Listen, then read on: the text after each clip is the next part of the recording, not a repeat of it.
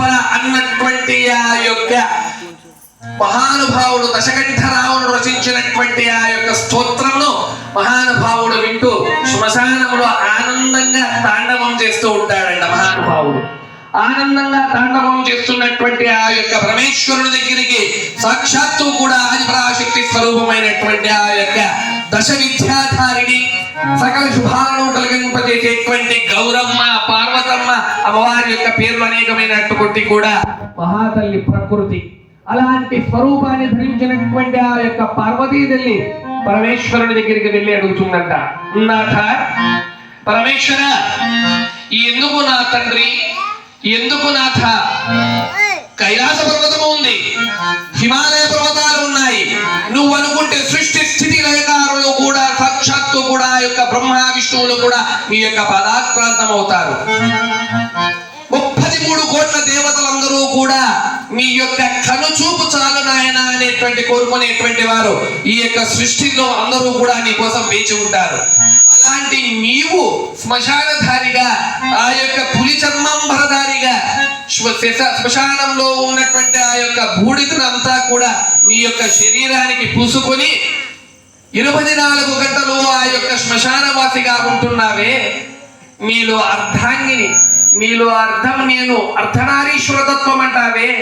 నా భర్త కూడా మంచి బట్టలు వేసుకోవాలి, నా భర్త కూడా అందరి మాదిరిగా వజ్ర వైడూర్య గోమేధిక పుష్కరాగ మరకద మాణిక్యాది బంగారుదాభరణాలను ధరించాలి, ఇలా నాకు కూడా కోరిక ఉంటుంది కదా నాథ అని పరమేశ్వరుని అడిగినటువంటి ఆ యొక్క పార్వతీ మహాతల్లిని చూసి పరమేశ్వరుడు చిరుమందహాసముతో నవ్వి, పార్వతి ఓ నా ప్రియ సఖి, ఎందుకు ఉంటున్నానో చెబుతున్నాను విను తల్లి అంటాడు. మాత సెలవీయండి అంటుంది పార్వతీదేవి. అప్పుడు ఆ వారి ఇద్దరు యొక్క సంభాషణ జరుగుతున్నటువంటి ఆ యొక్క సమయంలో అటు నుంచి ఒక శవం వస్తుంది. వచ్చినటువంటి ఆ యొక్క శవాన్ని అక్కడ ఉంచి ఆ శవానికి చేసేటువంటి ఆ యొక్క క్రియాది క్రతువులు, దహన సంస్కారానికి చేసేటువంటి క్రియాది క్రతువులన్నీ కూడా చేస్తూ ఉంటాడు. అప్పుడు చేస్తున్నటువంటి ఆ యొక్క చనిపోయినటువంటి ఆ యొక్క వ్యక్తికి వారి యొక్క కుమారుడు ఆ యొక్క కార్యక్రమాలు చేస్తూ ఉంటాడు. ఆ కార్యక్రమాలన్నింటినీ కూడా పార్వతీదేవి నిశితంగా పరిశీలిస్తూ ఉంటుంది. అందరూ కూడా వారికి సంబంధించినటువంటి బంధువులు, మిత్రులు ఎప్పుడైతే తల కొరివి బిడ్డ పెట్టాడో అప్పుడు అందరూ కూడా వెళ్ళిపోతారు. కేవలం ఒక కొడుకు మాత్రము సాయంకాలం సూర్యాస్తమయం, నేను చెబుతున్నది ఇది పాతకాలంలో, అంటే కృతయుగం కావచ్చు, ద్వాపర యుగం కావచ్చు, త్రేతాయుగంలో నాటి సంగతి. ఇప్పుడు మనం కలియుగంలో చూస్తే కాష్టానికి నిప్పు పెట్టాడా ఆ పక్కన ఉండడు, పరిగెత్తుకొని ఇంటికి వచ్చేస్తాడు. ఎందుకంటే ఫోన్లో కొడుకు బిజీ, అక్కడ 10 కోట్ల వ్యాపారం, ఇక్కడ ఆఫీసుకు ఉద్యోగం పోతుంది, ఇక్కడికి పోతే ఇంట్లో బంధువులకు బిర్యానీ పెట్టాలి, లేదా మందు తాగేది పోవాలి. ఇలాంటివన్నీ కూడా నవరస వింధులైనటువంటి సప్త వ్యసనాలకి జోలైనటువంటి ఈ యొక్క మానవుడు నశించి నామ రూపాలు లేకోకుండా పోవడానికి కారణం ఏమిటంటే కలి పురుషుడు అనేటువంటి మహానుభావుడు చేస్తున్నటువంటి ఈ యొక్క విధి విశేషాల వల్లనే ఇలా జరుగుతా ఉంది.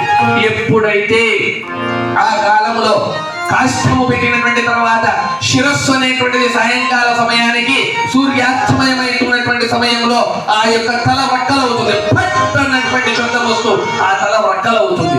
అప్పుడు ఆ సమయంలో కొడుకున్నటువంటి వాడు ఇంటికి చేరుకుంటాడు.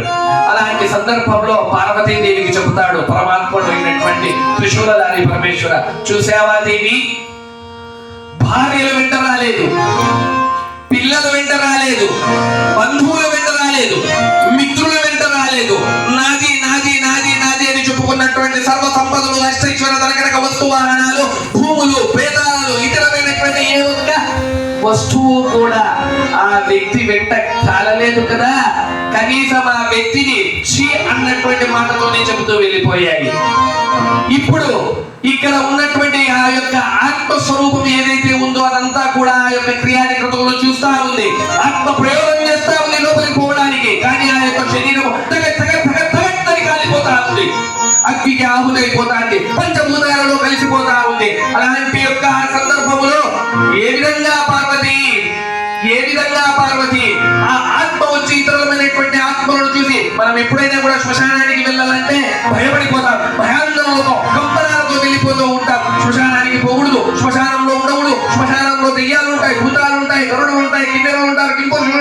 యక్ష రాక్షస గంధర్వులందరూ వాటికి సంబంధించినటువంటి సర్వభూత వేదాల గణాలన్నీ కూడా అక్కడే ఉంటాయి. శాకిని ఉంటుంది, డాకిని ఉంటుంది, యక్షిని ఉంటుంది, అదేవిధంగా జిన్ను జినాద్ కబీర్ హడే చుడేలకు సంబంధించినటువంటి ఇన్ని రకాలైనటువంటి గాలి సంబంధమైనటువంటి ఆత్మస్వరూపాలు అక్కడ ఉంటాయి. తలతి మీద చేతిసేన ఇన్ని రకాలైనటువంటి సంబంధమైనటువంటి వ్యవహారాలు ఉంటాయే.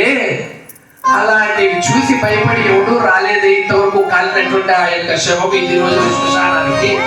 ఇప్పుడు ఆ యొక్క శ్మశానానికి ఉన్నటువంటి ఆ ఆత్మ ఇతర ఆత్మలకు కలవలేకపోతాంది. పార్వతి ఇతర ఆత్మలకు కలవలేకపోతా ఉంది, భయపడుతా ఉంది, భయాందోళన చెందుతా ఉంది.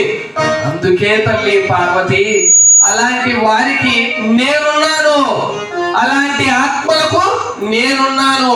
సాక్షాత్తు పరమేశ్వరునిగా, లయకారునిగా సర్వ వ్యక్తులను, సర్వ 84 లక్షల జీవరాశులను కూడా నా బిడ్డలుగా నా యొక్క సంకలో పెట్టుకొని వారిని ఎత్తుకొని బుజ్జగించి లాలించి పాడించడానికే తల్లి ఈ యొక్క శ్మశానవాసిగా ఇంత కష్టాన్ని నువ్వు అనుకుంటున్నావు. కానీ నేను ఇంత ఇష్టముతో ఈ యొక్క కార్యక్రమాన్ని, ఈ యొక్క కాటి కాపరి అని నువ్వు ఏదైతే అంటున్నావో ఇది నాకు ఇష్టముతో, మక్కువతో, అభిమానముతో, అనురాగంతో చేస్తున్నటువంటి విషయము పార్వతి అని చెప్పితే అమ్మవారు యొక్క కళ్ళల్లో జల జల జల జల జల జల జల అని అశ్రుబిందువులు రాలిపోయి, నాథ పరమేశ్వర అన్యదా శరణం నాస్తి త్వమేవ శరణం మమ రక్ష రక్ష పరమేశ్వర కామేశ్వర మహాకాల సచిదానంద విగ్రహ గృహానార్చమిమం సర్వం ప్రసీద పరమేశ్వర అని